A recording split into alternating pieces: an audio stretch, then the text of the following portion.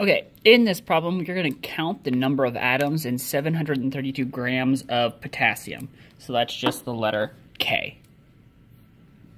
So to start off with, we're going to do question mark atoms equals 732 grams of potassium over 1. Because that's how we always start off with. We start off with whatever we're given over 1.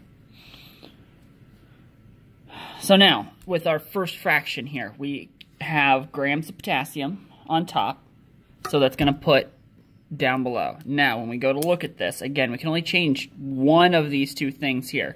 We can either change grams into moles, or we can change the potassium into a new substance. So, if we go back and look here, since we're just looking for the atoms of potassium, we're not changing it into a new substance, so we don't even have to change this. So that means that this has to be moles of potassium.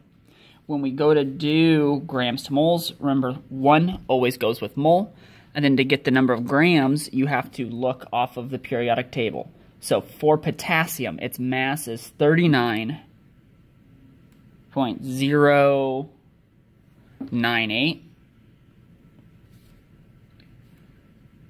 But we're not done because we're only in moles. So now we're going to take moles of potassium, and we're going to change that now into atoms of potassium. So again, whenever we're doing these, unless it's a mole to mole, mole on top, mole on bottom, or a molar ratio, the number 1 always goes with mole. So that means you have to remember how many atoms are in a mole. And so this is 6.022 times 10 to the 23rd atoms in 1 mole.